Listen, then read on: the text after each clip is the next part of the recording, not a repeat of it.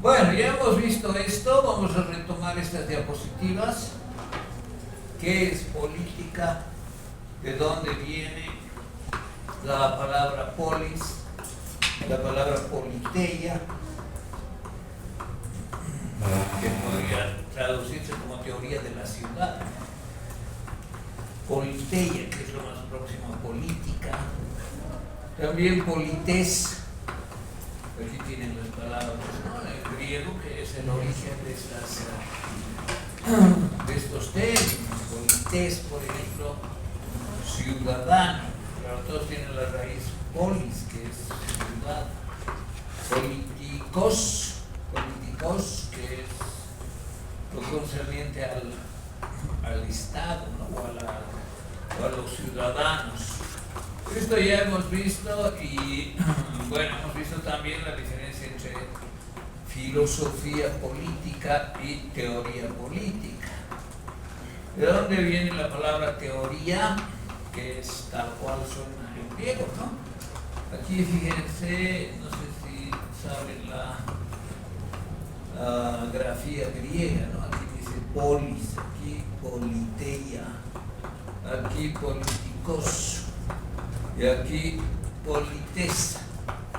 Aquí dice teoría,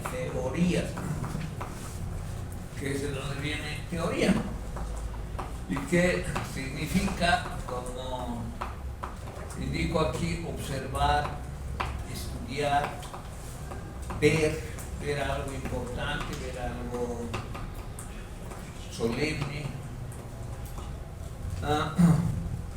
o remitir a alguien para que vea eso. Entonces, teoría, ¿qué es? Como señalo aquí, es un conjunto de ideas articuladas, definidas, conceptos definidos, hipótesis comprobadas, inferencias, aplicaciones, etc., que dan lugar a un conjunto articulado de ideas y lo que podría constituirse en un sistema, es decir, algo más complejo todavía que solo un conjunto de definiciones y de ideas. Entonces, por teoría política se entiende un conjunto de ideas, definiciones, deducciones, inferencias sobre la política. ¿Y qué es la política? Es lo concerniente al Estado, al poder, a la ciudad, a la organización del poder público aplicado en la sociedad. Actualmente se entiende la teoría política como separada de la religión. Pero bueno, eso aunque es un poco antiguo, Maquiavelo precisamente ha dado lugar a que haya ese distanciamiento y también que se separe de la filosofía. Todavía hay, como hemos visto, varias manifestaciones de concepciones políticas que no solamente son de lo referido al poder, a la organización del Estado, las obligaciones y derechos de los ciudadanos, etc., sino también tienen que ver estos aspectos con la religión, con creencias, y en muchos casos de una manera bastante fuerte, como por ejemplo el fundamentalismo islámico, que lleva por convicción religiosa a cometer actos políticos extremos, asesinando inocentes, ocasionando daños a la propiedad, sembrando el terror en la población. Entonces, aunque en teoría, aunque diríamos debería estar el conjunto de las ideas sobre la política separado del conjunto de las creencias religiosas, no es así. Y tampoco está del todo separada la teoría política de la filosofía política, que ya hemos visto en qué consiste, ¿no? Aquí está una aproximación conceptual a la filosofía política, como ustedes pueden ver. decir, la filosofía política hace siempre referencia al deber ser. ¿Al deber ser de qué? De la política. El deber ser de la política significa cómo debería aplicarse, cómo debería realizarse, cómo debería practicarse la política, con base en valores, con base a principios, con base en pautas que permitan realizar el bien común. Es decir, ese debería ser el propósito, ese debería ser el sentido, y eso es lo que enseña la filosofía política tradicionalmente desarrollada por los filósofos clásicos. Entonces, desde el punto de vista actual, la teoría política estaría desvinculada tanto de la religión y mucho más de cualquier fundamentalismo religioso, como de cualquier deber ser ético a nivel colectivo. La ética individual da lugar a la moral individual, es decir, lo que cada persona debe hacer. En cambio, la ética social y política concierne a las obligaciones de la comunidad o el individuo relacionado con la comunidad, y particularmente lo concerniente a la convivencia política, es decir, la convivencia según una estructura estatal que establece derechos y obligaciones de los ciudadanos en una estructura para beneficio colectivo, con ejercicio del poder de quienes lo detengan. Entonces, esas son las diferencias que hemos comenzado a ver y que también las íbamos a diferenciar de la ciencia política. Esto ya vimos, se trata de los tres sentidos de la política. La política entendida como la elaboración filosófica de los clásicos del pensamiento, primera columna, ¿no? Segunda columna, la política estudiada por los académicos, especialmente los politólogos, que pueden hacer referencia a algún sistema filosófico político, pero ese no es el propósito, sino el propósito es explicar cómo se producen ciertos hechos políticos siguiendo qué ideas, siguiendo qué ideología y de acuerdo a los diagramas de fuerza que se presentan en la cotidianeidad política, es decir, en el escenario de enfrentamiento de intereses políticos, donde concurren los gobernantes y los gobernados. Y finalmente, la política como realización de los actores, en este caso especialmente de los políticos, que pueden entenderse de manera individual, los grandes políticos que han sido líderes de revoluciones, por ejemplo, o también líderes conservatistas o conservaduristas que han mantenido cierto régimen y lo han llevado a su esplendor, como también grupos, colectividades, es decir, grupos sociales, grupos políticos que con cierto pensamiento han protagonizado acontecimientos dando un giro a los procesos sociales y económicos de su contexto. En ese sentido hay los tres pilares o las tres columnas de la política. Ahora, bueno, antes de pasar, en la primera columna estaría especialmente la filosofía política, ¿no? En la segunda estaría especialmente la teoría política. Y en la tercera estaría concretamente la política.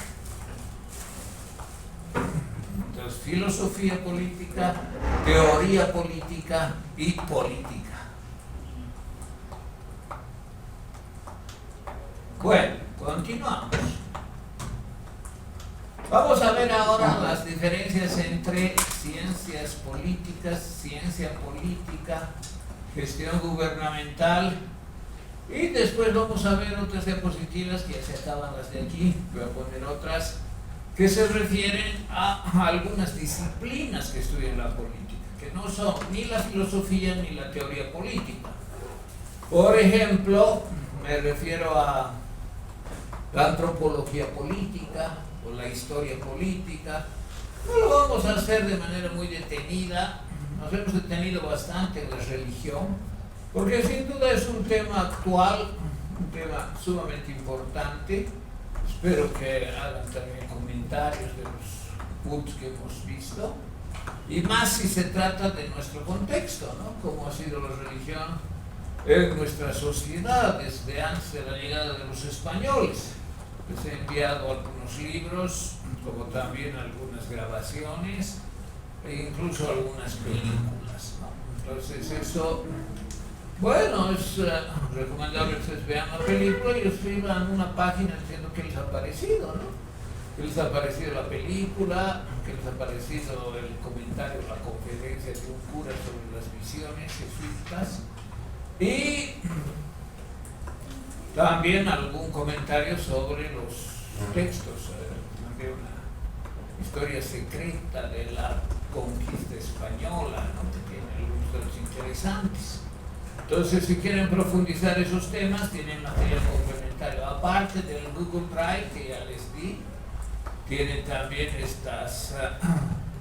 estos documentos y esta información que comparto, que espero que, aunque no lo hagan inmediatamente, lo vean posteriormente.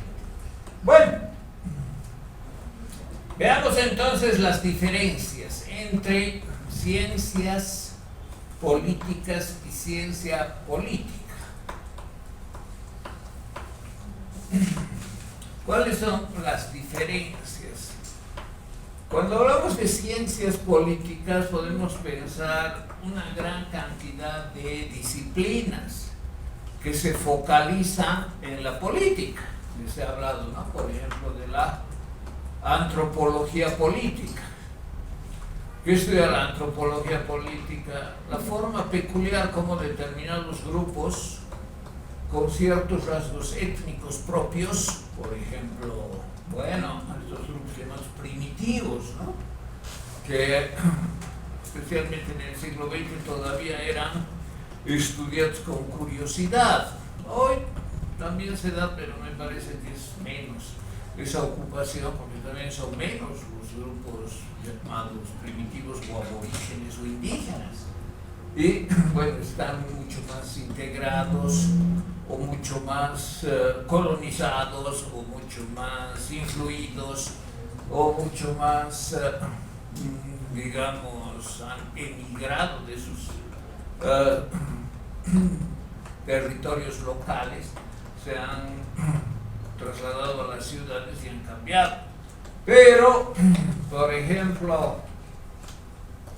estudiar de un grupo indígena en nuestro país, aymara o quechua, cómo organizan el poder, es algo sumamente interesante, ¿no? En un posgrado que yo hice, estudiamos con un docente un libro que les comenté en algún momento, que está en la bibliografía del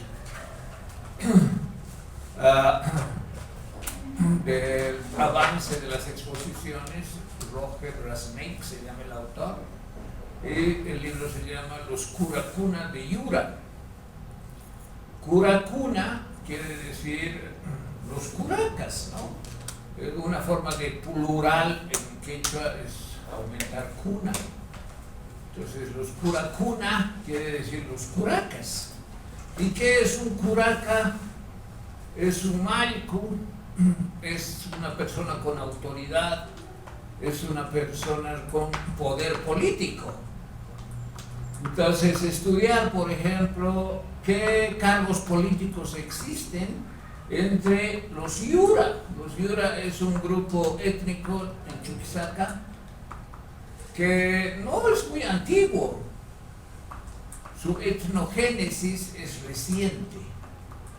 Es decir, ha tenido su surgimiento relativamente reciente. ¿Y cuándo es reciente? Pues en el siglo XIX, XVIII.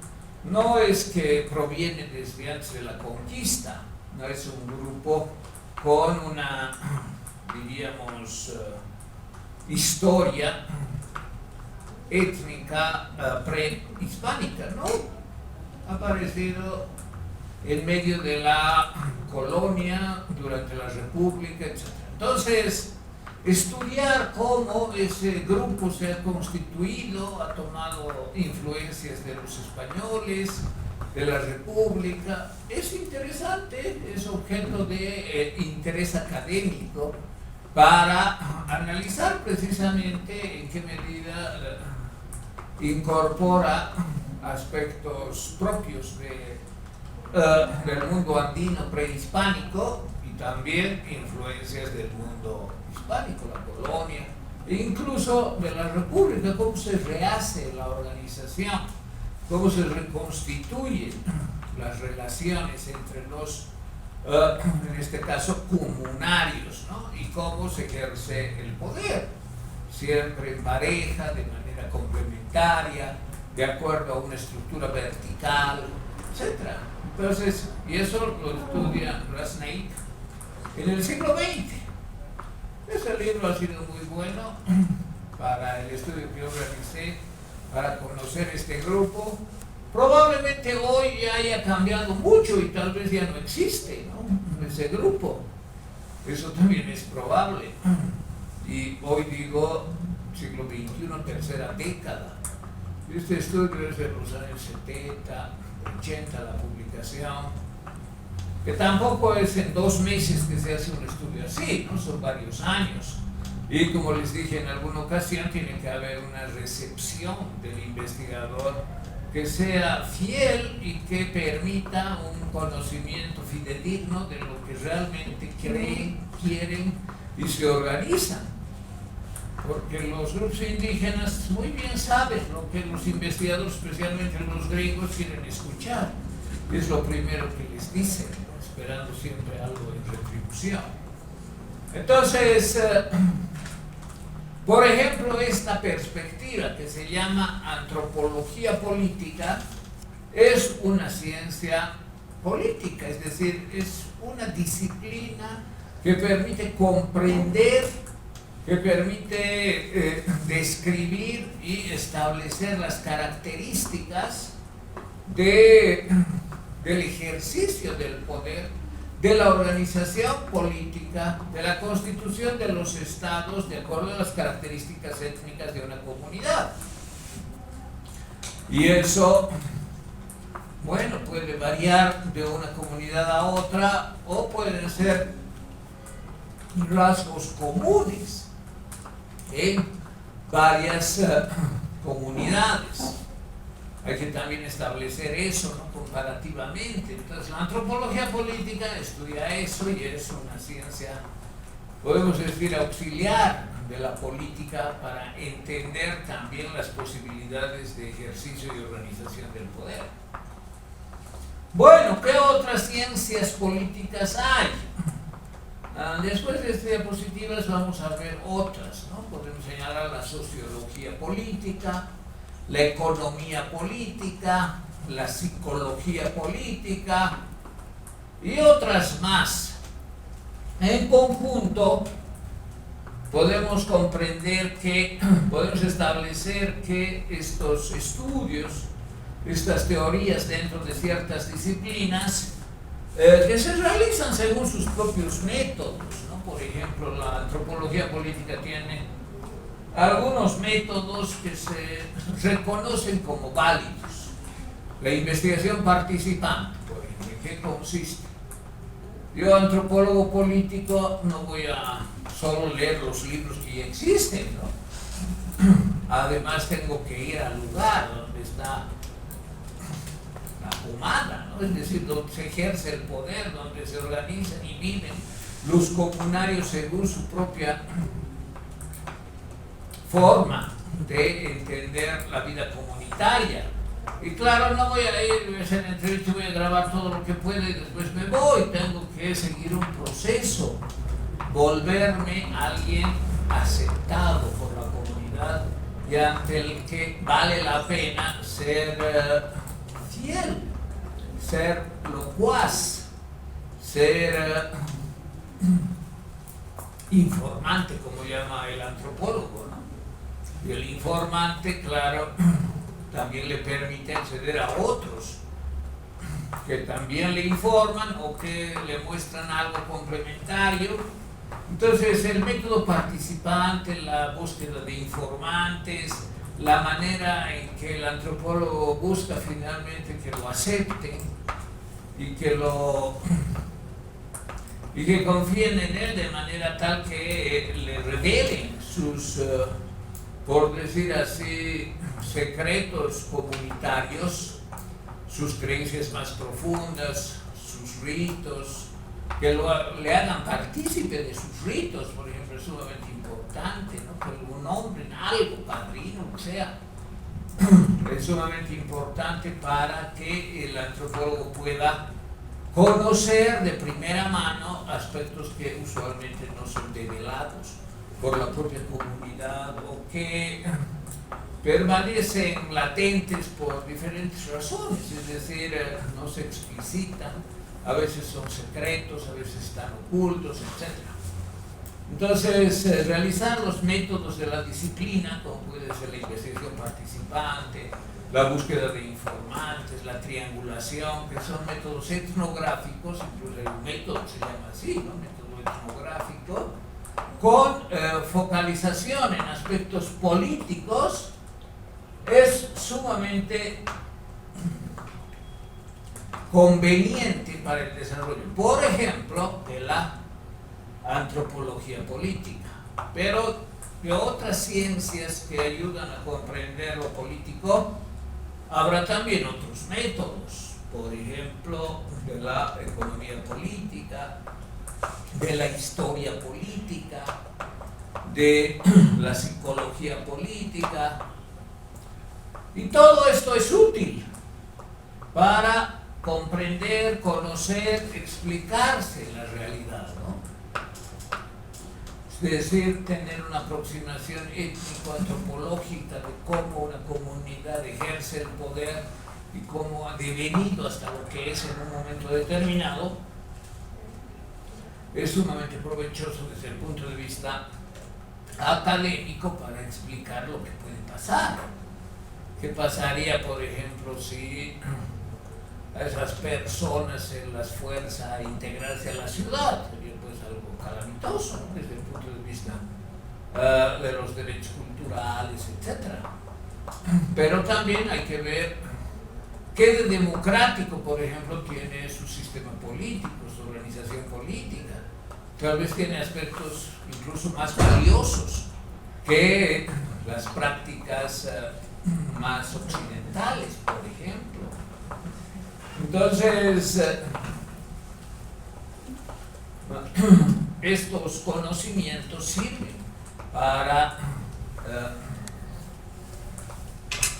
adquirir nociones muy focalizadas y profundas acerca de la política, pues, por ejemplo, desde el punto de vista étnico, comunitario. Bien, vamos a ver otras disciplinas o ciencias políticas que coadyuvan a comprender mejor lo político desde una perspectiva diferente, antropológicamente, desde la economía, psicológicamente, etc. Pero antes vamos a ver estos conceptos. Ciencia política. ¿Cuál es la diferencia entre ciencias políticas y ciencia política? Ya hemos dicho, las ciencias políticas son enfoques disciplinarios que permiten conocer desde un enfoque, por ejemplo, de la antropología, contenidos referidos a la política, por ejemplo, en una comunidad, es decir, en una comunidad indígena donde todavía existen prácticas ancestrales, ¿no?, de ejercicio y organización del poder. Entonces, las ciencias políticas son estas disciplinas distintas, hemos mencionado algunas, que focalizan su atención desde un enfoque, es decir, enfocando un aspecto de la realidad política. ¿Cuál es ese aspecto? Puede ser la psicología, la economía, la antropología, la sociología, etc.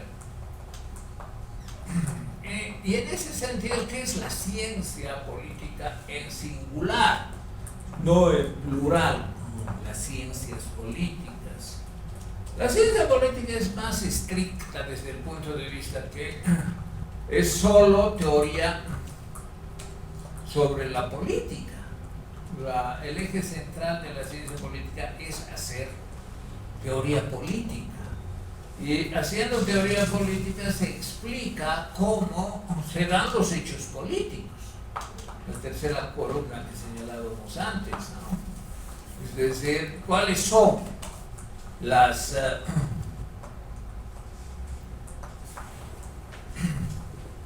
acciones políticas relevantes.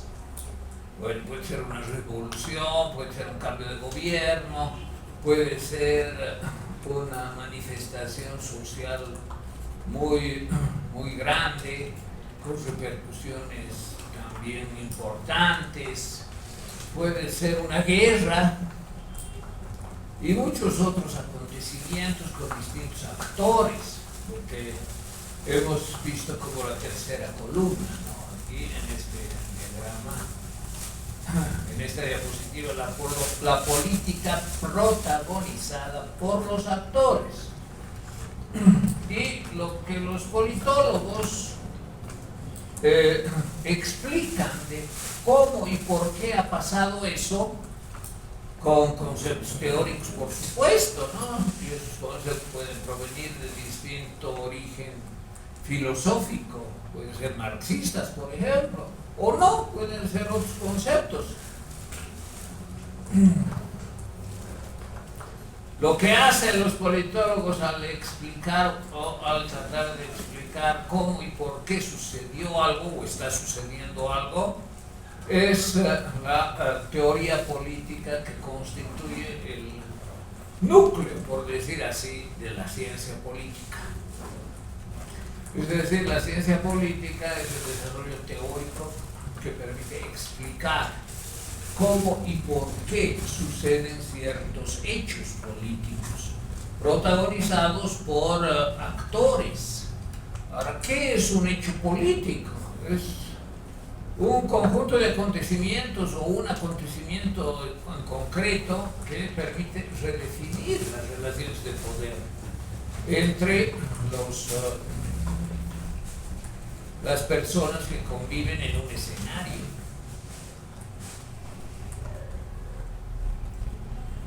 Bueno, entonces tenemos que la ciencia política, llamada también politología o el estudio de la política, ciencia política, politología, polis, logos, estudio de la ciudad, estudio de la política, focaliza el tema del poder como un tema fundamental, como un tema que le permite reflexionar y que le permite analizar con cierto bagaje teórico al politólogo, al cientista político también se llama, cómo y por qué. Aquí no hay juicios de valor, eso es importante de señalar, ¿no? En general se acepta hoy día que el politólogo no emite o no debe emitir juicios de valor, porque eso supone que ya está dando por hecho una teoría política como la verdadera y la superior a todas las otras. Es inevitable que haya juicios de valor. Y cuando ustedes leen un análisis de algún politólogo, lo escuchan en la televisión, siempre tiene juicios de valor. Y generalmente hoy día se aceptan como universalmente válidos los conceptos de la democracia, la libertad, la justicia, etc., que constituyen temas teóricos que hacen a cierta ideología en particular. Entonces, es muy frecuente que muchos politólogos, aunque hagan estas explicaciones, terminen formulando juicios de valor con la suposición de que algún conjunto sistemático de teorías constituiría lo más, por decir así, elaborado, lo más propio de la disciplina, la verdad en plenitud, etc., ¿no? Pero bueno, también hay otras visiones de desde otros puntos de vista que evidentemente dan lugar a interpretaciones, explicaciones distintas y que no se pueden prescindir como también ciencia política. Bien, entonces esa es la diferencia entre las ciencias políticas y la ciencia política. A ver, un momentito, voy a abrir otras diapositivas. Creo que no es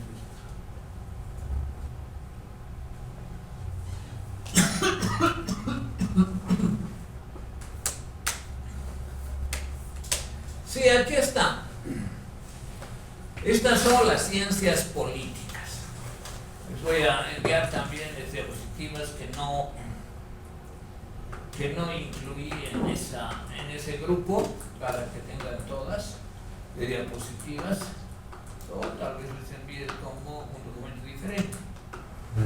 Ya hemos hablado de la antropología política con cierto detenimiento. Voy a dar el ejemplo de Rasnake, este libro Los Curacuna de Yura, que a mí me ha gustado mucho leerlo, trabajarlo.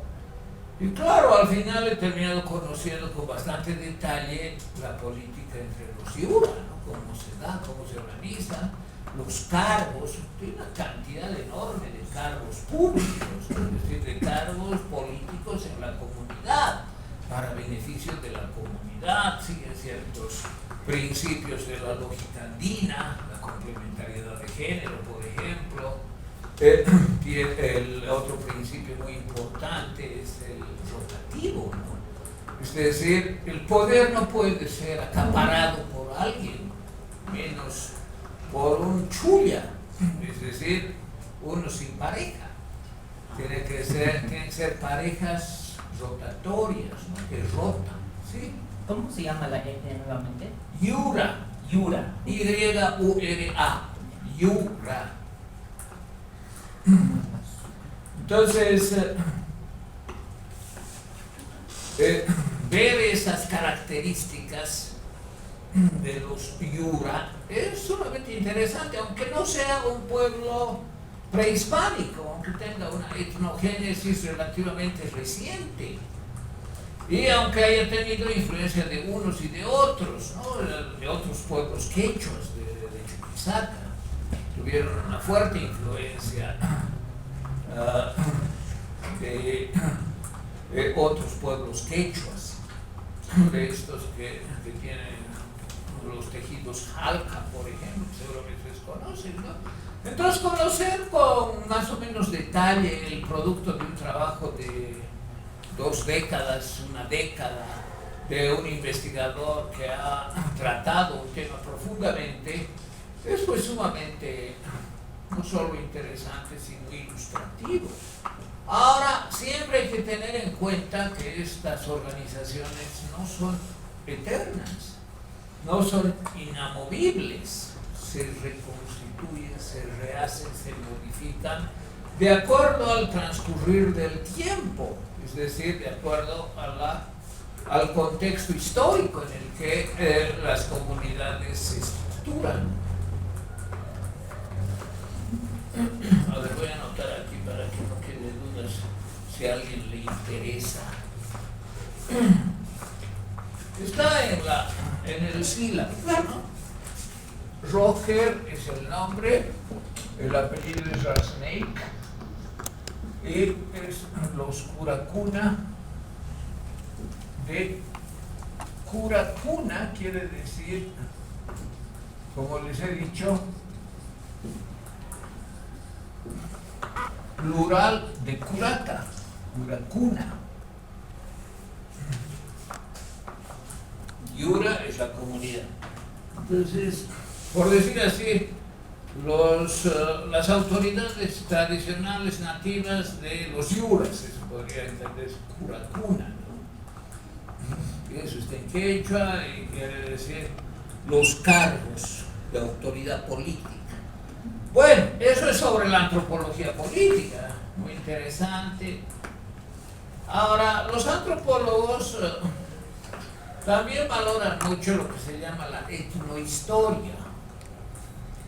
Y se dan cuenta que solo el trabajo antropológico es incompleto si no tiene una perspectiva histórica. ¿Qué quiere decir la etnohistoria? La historia de una etnia.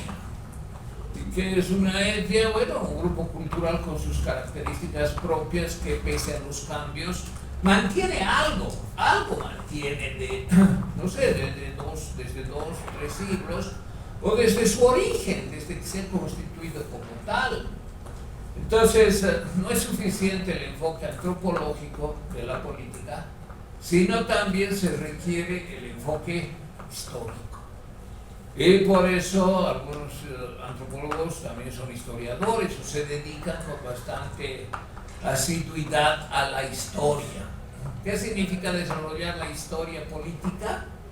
Significa ver cómo esa realidad antropológica que yo he estudiado como antropólogo, finalmente con un método de investigación participante, siendo recibido y confiado e integrado a la comunidad, descubriendo incluso sus aspectos más diríamos recónditos, un poco secretos, un poco ocultos, un poco preservados, como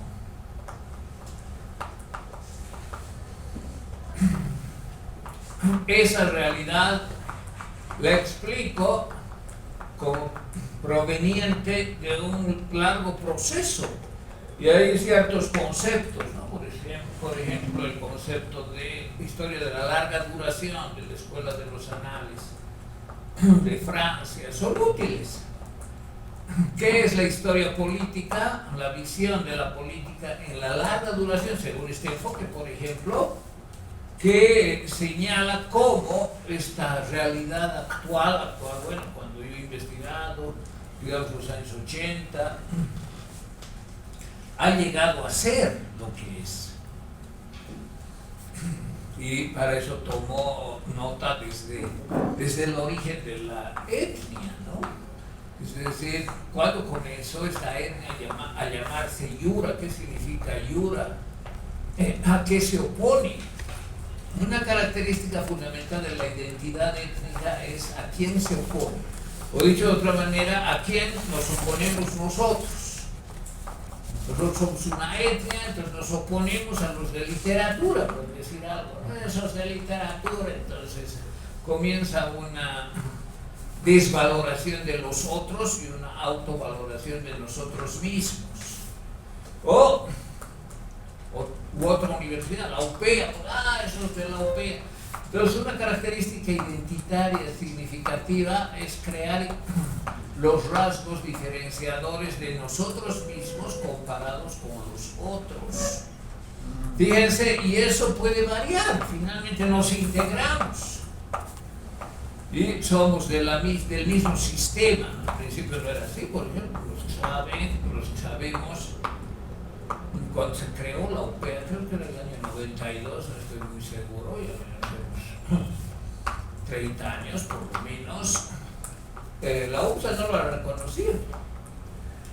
Es más, prohibía a los docentes dar clases ahí, bajo sanción o pena de proceso universitario y expulsión de la UPSA. Así era al principio. Eso es parte de la dinámica. Y después, bueno, se integró el sistema con sus propias características, de una manera poco ortodoxa de acuerdo a los principios, pero bueno. Entonces, fíjense, la historia de las unidades, de las entidades, de las instituciones, de las comunidades, de los países, de los grupos étnicos, históricos muestra sus variaciones, muestra sus constituciones, es decir, cómo se constituye, cómo cambia, cómo adquiere ciertos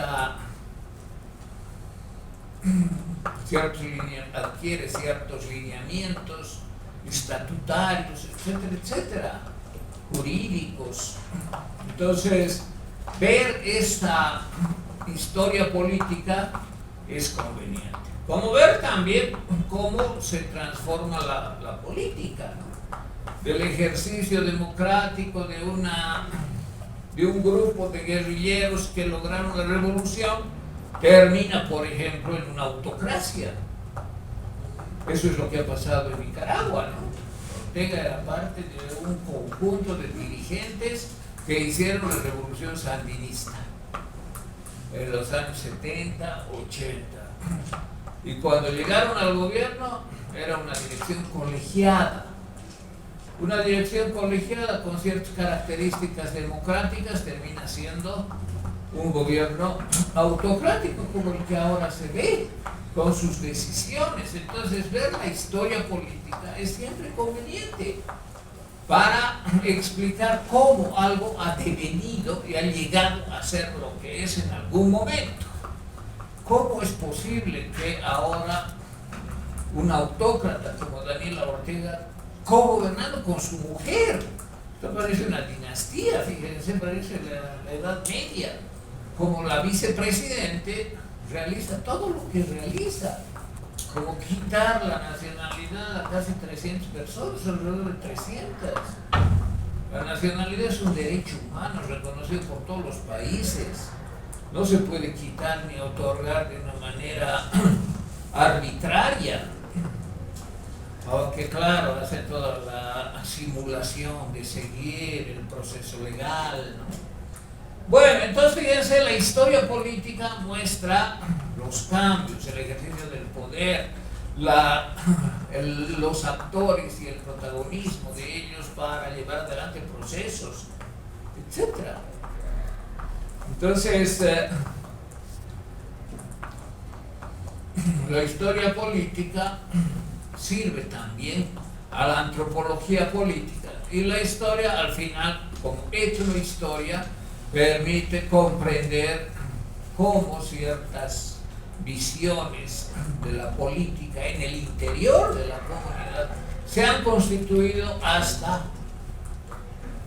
llegar a ser lo que es ahora, en ese proceso largo, que puede ser de muy larga duración, que puede durar siglos.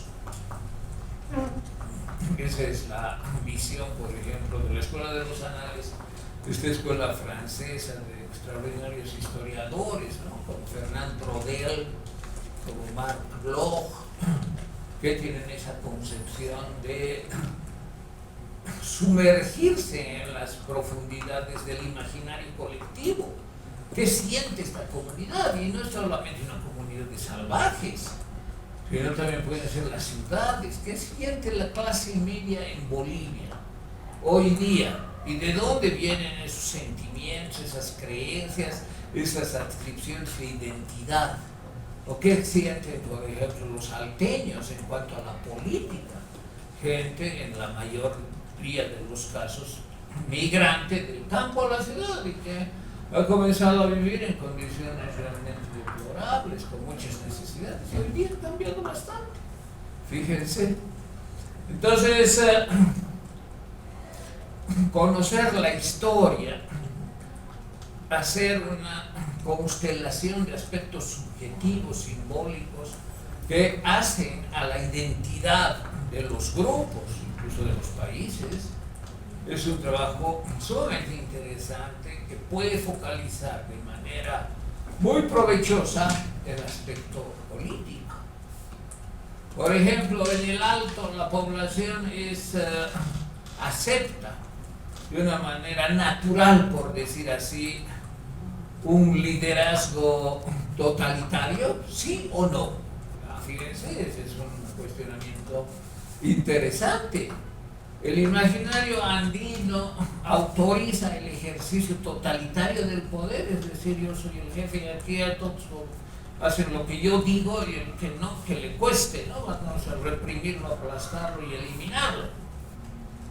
Ese tipo de subjetividad, lo que se llama también cultura política, es algo existente, recurrente, esporádico en la población alteña, sí o no. ¿Quién va a responder a eso? Claro, el que hace análisis político, el que ve las preferencias electorales, el que ve los caudales de seguidores, caudales en cuanto a voto, de seguidores a diferentes líderes, los que también se levantan, ¿no? Va a analizar a quién se levanta. Y esa frase, ¿no? Que nunca está de rodillas, el alto, que significa que no son salameros, que no se subyugan, no se doblegan, no se atemorizan, que se levantan. Bueno, ¿es verdad o es propaganda? Entonces, analizar esos temas, fíjense, es tan importante, tan interesante, no solamente para algún partido, no solamente para algún candidato a alcalde, gobernador, lo que sea, sino para comprender la realidad, una parte de la realidad, que puede ser, por ejemplo, la cultura política alteña. Entonces, para eso la historia política, la antropología política, la sociología política son necesarias, son útiles, son ciencias políticas que permiten constelar un universo de significaciones teóricas, en que algunos conceptos permiten comprender lo que pasa.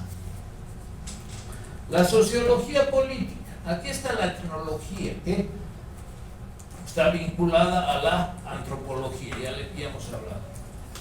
Aquí está la sociología. Si no ven, no hay problema, les voy a mandar diapositivas. ¿En qué consiste la sociología política? Ver también los fenómenos políticos de acuerdo a las clases sociales, de acuerdo a los grupos de influencia que hay en la sociedad y grupos de interés, o clases sociales. Directamente hay que tener un concepto de clase social, ¿no? Puede ser marxista o no necesariamente. El marxismo tiene muchos conceptos útiles que, en mi opinión, pueden servir a varios trabajos disciplinares, ¿no? Es decir, desde la sociología política, por ejemplo, hay varios conceptos. El concepto de clase social, ¿cómo se define una clase social, por ejemplo? Y bueno, desde el punto de vista marxista hay clases sociales de suma cero. ¿Cuáles son las clases sociales de suma cero? Que lo que una clase gana, otra lo pierde. Y viceversa, la otra lo que gana, la primera lo pierde. Es decir, no pueden ganar todas. O gana una o gana la otra. Y que gane una significa que pierde otra. Ahora, ¿qué es lo que gana? ¿Dinero? Bueno, también, pero no solamente. Puede ser dinero, ¿no? Fíjense, por ejemplo, en la relación entre burguesía y proletariado. Si el burgués sobreexplota al proletariado, tiene más plusvalía. Por dicho de otra manera, se embolsilla más el trabajo del obrero, más dinero, ¿no? Pero si el burgués es mesurado en la ganancia, si sigue lo que se llama la cuota de plusvalía, y bueno, no se excede en la explotación de sus obreros, incluso puede ser dadivoso, ¿no? Generar algunos ingresos extra, dar algunas coberturas que no necesariamente tiene que darlas, ¿no? Coberturas de derechos sociales, de apoyo, guarderías, cualquiera de esas facilidades asistenciales a sus obreros, bueno, son parte de lo que se llama el salario indirecto. No es metálico, sino son beneficios, por ejemplo, cuidar a los niños de las mujeres trabajadoras en la fábrica, ¿no? Entonces, eso hace que gane menos. Ganando menos, el proletariado gana más. Sobreexplota más el burgués, el obrero está más explotado, con menos ingresos, con más necesidades, menos facilidades para responder a la vivienda, la alimentación, la educación, etcétera, etcétera. Entonces, la relación suma cero significa que no todos pueden ganar. Lo que una gana, una clase social, por ejemplo, la burguesía, la otra lo pierde, por ejemplo, el proletariado. Bueno, esta es una visión marxista, se llama relación de suma cero. Ahora, ¿es la única visión? No. Hay las visiones sociales funcionalistas en que dicen todos podemos ganar, burgueses y proletarios, sin necesidad de hacer ninguna revolución. Ese es el funcionalismo, ¿no?, que plantea, podemos organizarnos de manera tal de que el burgués que es dueño gane un poco más, tenga mejor vida, pero los obreros también, buena vida. Y saben que estos ejercicios han existido en la historia. En la ex Yugoslavia, lo que se llamaba la autogestión, bueno, se suponía que era un país socialista, ¿no? Y era especialmente con el Estado, no propiamente con los burgueses. Pero lo que interesaba a los trabajadores de una fábrica, cualquier fábrica, una fábrica de cerveza, en la ocasión cuando existía Yugoslavia, de conocer una fábrica de cerveza en Zagreb, precisamente, ¿no?, en Croacia. Y trabajaban mucho los obreros porque les interesaba.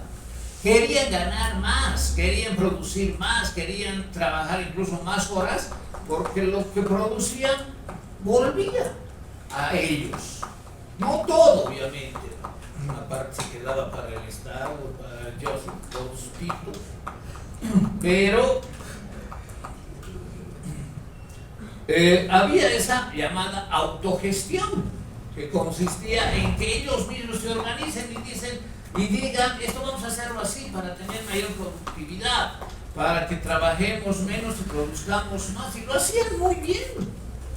Entonces, esa, por ejemplo, una realidad concreta, muestra que no siempre es suma cero, que puede haber alguna forma de conciliar intereses para beneficio de las diferentes clases sociales e incluso del Estado.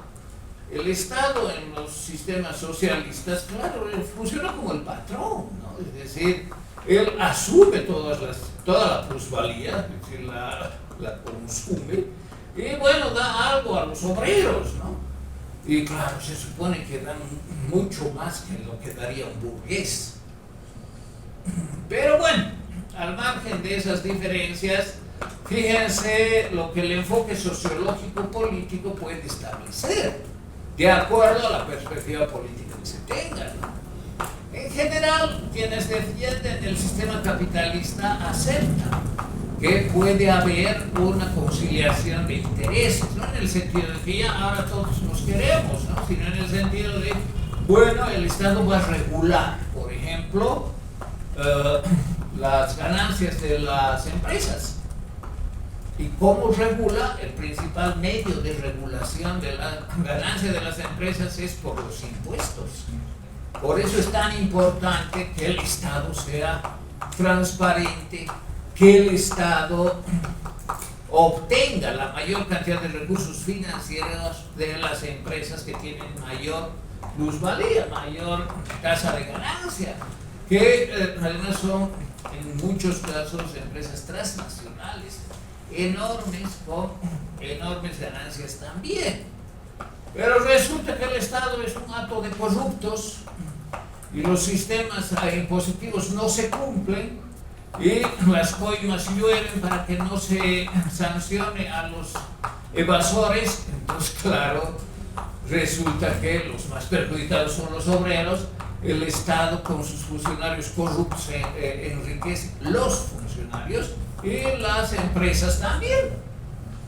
Entonces, fíjense, estos aspectos de la sociología política y de la economía política que tiene que ver, por ejemplo, con la tributación, que tiene que ver con el ejercicio del poder para regular las facilidades.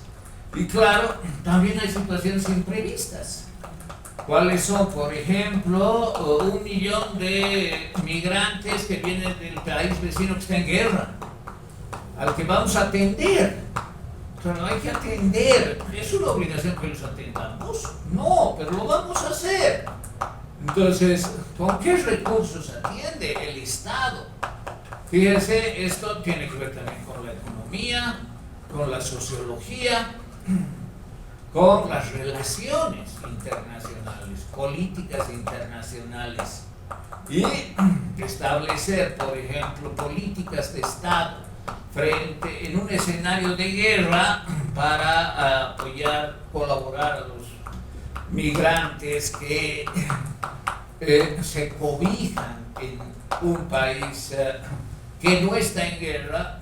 Resulta algo que no es tan fácil de llevar a cabo, pese a que haya principios, ¿no? Ciertos principios de recepción, de integración, de solidaridad humanitaria frente a casos extremos. Entonces, ver los problemas sociales, ver la realidad económica de los que emigran, ver la transparencia del Estado. La transparencia es fundamental. Y claro, también la administración de la justicia, ¿no? Bolivia es de los países más corruptos, lamentablemente. Y eso dice Transparencia Internacional, que recoge la opinión de expertos, de ciudadanos. Ustedes conocen, me imagino, que es Transparencia Internacional, ¿no? Es una entidad alemana que anualmente publica el índice de transparencia internacional, es decir, el índice de cómo ve la gente, los analistas, los politólogos, los sociólogos de un país, la transparencia de ese país, cuánto le califican. ¿Cuánto calificarían ustedes a Bolivia en cuanto a transparencia? Del 1 al 10. Bueno, no creo que alguien califique 10 como el mejor país del mundo, ¿no? Ninguno llega a 10. Los más transparentes generalmente son los escandinavos, ¿no? Es decir, Suecia, Noruega, Finlandia, en los que todos saben lo que gastan los funcionarios, en que un soborno es penado con cárcel al que da y al que recibe. Y claro, eso no significa que no haya, hay también, pero hay el castigo y hay la transparencia. No es el sistema el corroído. Cuando el sistema es corroído, cuando la corrupción es endémica.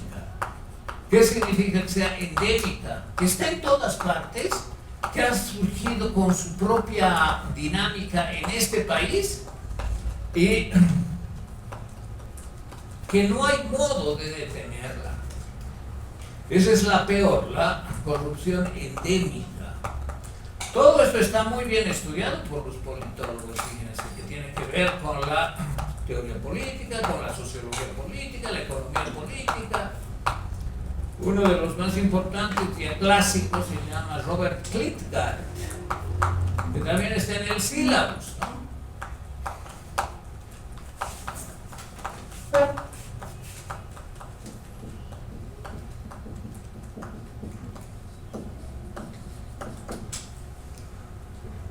Si no me equivoco, se escribe así. Robert Klitgaard. Bueno, este señor ha estudiado incluso el caso de La Paz, de nuestra ciudad, es un yanqui, ¿no? Ya ha publicado un libro de la corrupción en La Paz en tiempo de McLean. No sé si ustedes sabían, nacido ese tiempo, tal vez no. Y claro, ensalza a McLean como alguien que realmente luchó contra la corrupción. Algo increíble en Bolivia. Una gestión de alcalde transparente y que persiguió a los corruptos, que es totalmente en contra de las tendencias. Porque claro, aquí la corrupción ¿Qué es la corrupción? ¿Alguien sabe? Hay incluso una fórmula para la corrupción, ¿no? La corrupción es concentración de poder, ausencia de transparencia y uso discrecional de las prerrogativas. Esa es la corrupción en instituciones específicamente públicas. Puede haber corrupción en un negocio privado. Técnicamente no, lo que puede haber es transgresión de las leyes. Ya yo tengo un negocio de venta de salteñas, por ejemplo, privado, régimen simplificado. Primero, lo del régimen simplificado puede ser corrupción, porque puede ser que yo produzca, no sé, 2.000 salteñas y las distribuya en 3 ciudades. Entonces no es pues una pequeña fábrica o un pequeño taller con mi pequeño horno industrial y yo tengo que trabajar todas las noches hasta las 6 de la mañana para producir 200 salteñas, ¿no? Es una gran fábrica, pero está bajo régimen simple, corrupción. ¿Por qué? Porque está robando al Estado impuestos que debe aportar esa empresa. Entonces fíjense que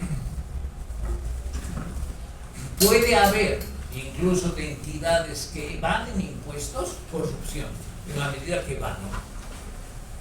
Pero si yo encima sobreexploto a mis obreros, tengo 40 obreros que trabajan por un sueldo miserable toda la noche y encima los despido cada 3 meses para evitar compromisos sociales, eso ya no es corrupción, eso es transgresión a la ley que establece derechos sociales, pero siempre busco la forma de evadir, ¿no? Esa es nuestra idiosincrasia, y esa es la idiosincrasia de los empresarios nacionales.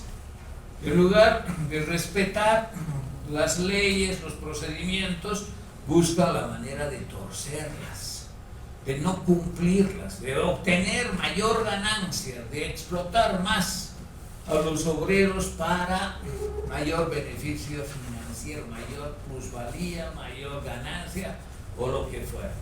Entonces, la corrupción puede aplicarse en algunos casos a empresas privadas, pero en general es más de funcionarios públicos. Esa definición, esa fórmula de la corrupción que la ha desarrollado Klitgard, precisamente, de mayor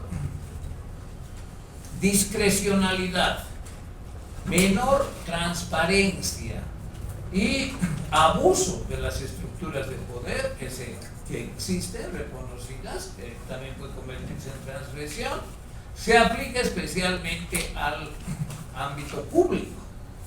Ahora bien, en el ámbito público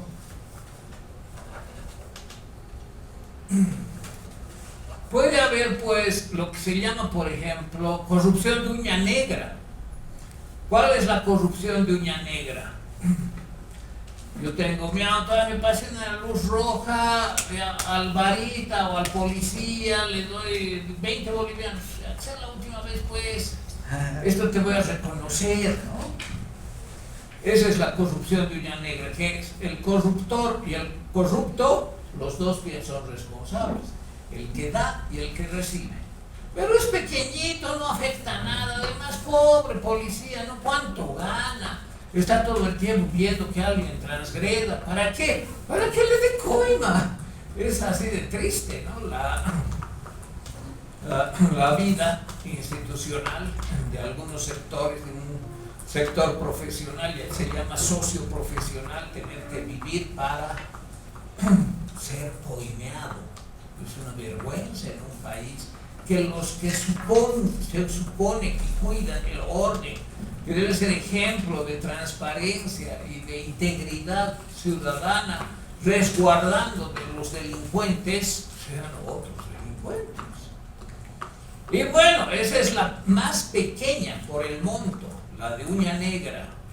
Pero también hay la de cuello blanco, corrupción de cuello blanco. Y eso ese tipo de corrupción la hacen los grandes ejecutivos, que ni siquiera se ve, todo es digital, ¿no? Son intereses, conflicto de intereses, ¿no? Entonces tienen relaciones, contactos y hacen grandes acuerdos entre ellos con los funcionarios públicos. Por ejemplo, millones de dólares de pago de impuestos terminan siendo perdonados con el gran perdonazo. ¿A quién favorece eso? A las enormes empresas e industrias que deben sus impuestos de hace décadas, pero que un día para otro, gracias a un gobierno de no sé qué, les perdonan. ¿Por qué les perdonan? ¿A quién favorece eso? A los grandes ejecutivos, a los grandes empresarios de cuello blanco, ¿no? Oye, o si no, cosas más sutiles, ¿no? Ya, yo soy gobernante, alcalde, gobernador o presidente, voy a construir aquí una carretera. ¿Por qué? Porque sus parientes, su núcleo, todos son dueños de las tierras por donde va a pasar la carretera. Esa es corrupción también, fíjense, que parece una maravilla, ¿no? Construir una carretera, pero resulta que no es casual que sea una carretera que pasa por ahí, además de los sobreprecios, ¿no? En Latinoamérica en eso somos expertos. Han habido instituciones bancos, ¿no? De Brasil, que hacía préstamos ficticios, prestaban poquísimo a sus propias empresas, a las empresas del mismo país, vinculadas, corruptas, con grandes intereses, y obras, una gran obra, la construcción de una fábrica, de lo que sea, o un complejo industrial, ¿no? Resulta que, ¿por qué hacer en ese lugar? ¿Por qué contratar a esta empresa sin licitación? Fíjense el colmo de la corrupción. ¿Saben lo que es una licitación, no? Es decir internacionalmente, esto quiero, estos son los requerimientos, pueden postular. Y se supone que unos jueces que son imparciales van a recibir las postulaciones y van a evaluar. Aquí hay 4, 6, 8 postulaciones, la mejor empresa es esta. ¿Cuál es la mejor? No siempre la más barata. Y a veces todo eso está teñido de corrupción. El que recibe le indica a su amigo cuál es el precio de la empresa C y que sea 1% menos para que sea elegida esta. O sea, la infinidad de formas de corrupción es realmente inagotable. ¿Sabe qué dice Klitgard? El experto, el verdadero experto en corrupción es el corrupto. El corrupto es el que sabe mejor cómo va a dañar al bien común, cómo va a exaccionar al Estado, cómo va a evadir sus obligaciones económicas, impositivas, sus obligaciones institucionales. Y el corrupto es pues inagotable en su creatividad. Son como los narcotraficantes, ¿no? No hay recetas cerradas, tienen infinidad de formas y les descubren una y ya tienen otra, les descubren la otra y ya tienen otra. Es decir, es una acción institucional inacabable. Y es una cantidad de formas de actuar contra la sociedad para beneficio propio. Esa es una característica fundamental, ¿no? Esto de falta de transparencia, de abuso de autoridad y de torcimiento de las normas, siempre tienen un objetivo, que es el beneficio económico del corrupto. Sí. Una pregunta, tal vez en ese libro, desde la perspectiva de Klitgard, ¿qué visión tiene de una posible solución o los caminos a una solución? Muy bien, es fácil. Dice, hay que freír un pez gordo. Esa es la solución en cualquier escenario de corrupción, sea endémico o sea, diríamos, convencional. Los países que tienen bajo índice de corrupción, los escandinavos, también tienen corrupción, pero si los atrapan, los castigos son drásticos. Ahora, ¿qué hacer en otros escenarios?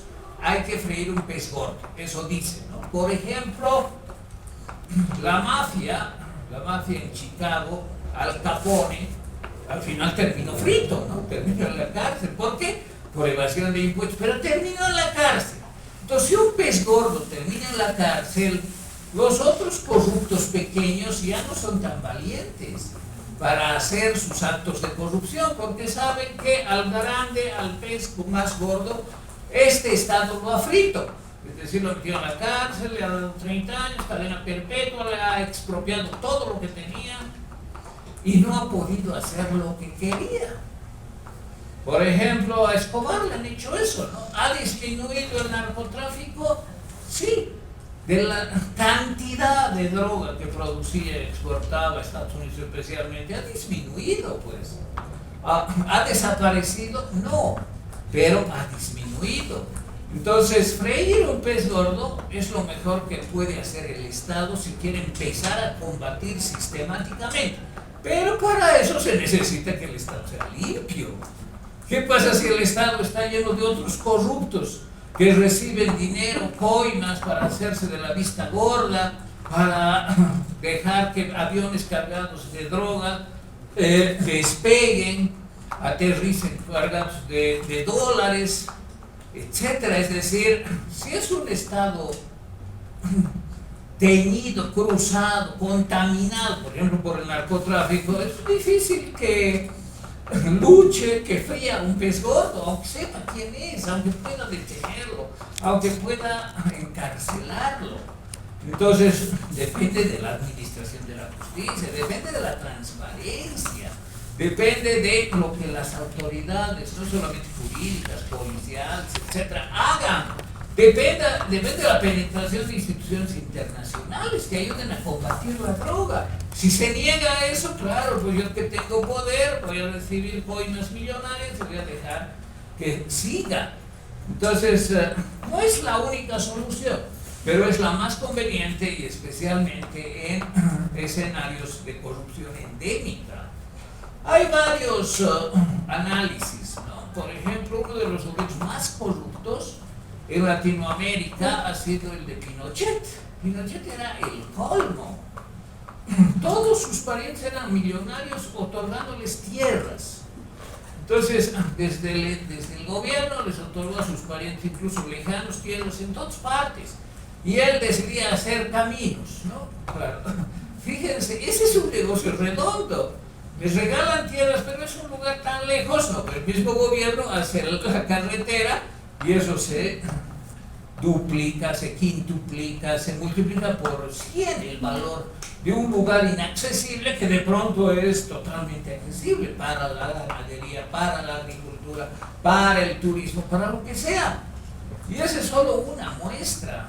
La corrupción financiera que ha hecho Pinochet y sus seguidores era realmente el colmo, como los gobiernos dictatoriales. Como no hay ninguna oposición, ninguna crítica, no hay parlamento donde hay opositores, han hecho lo que han querido.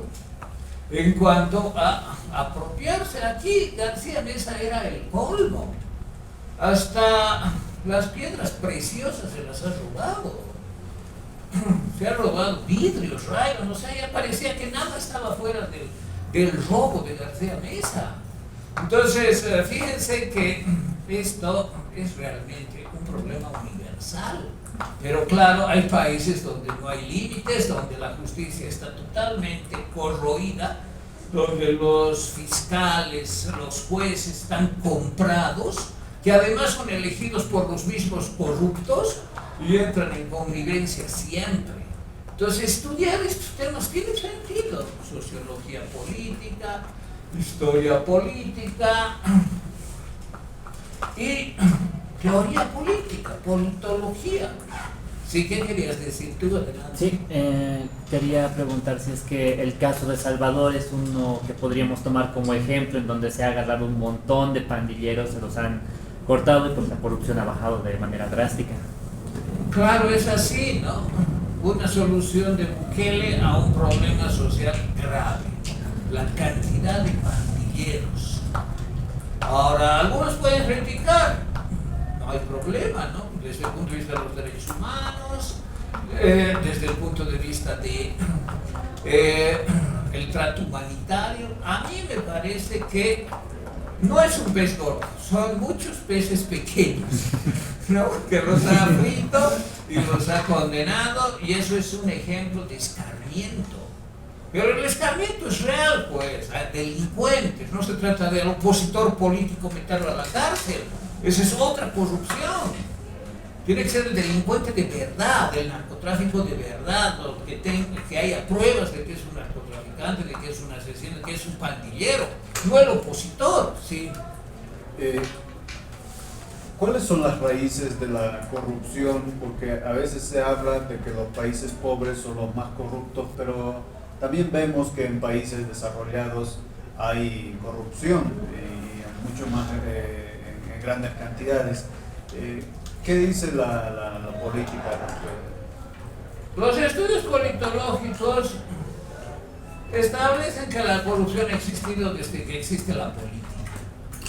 O sea, no es un fenómeno reciente.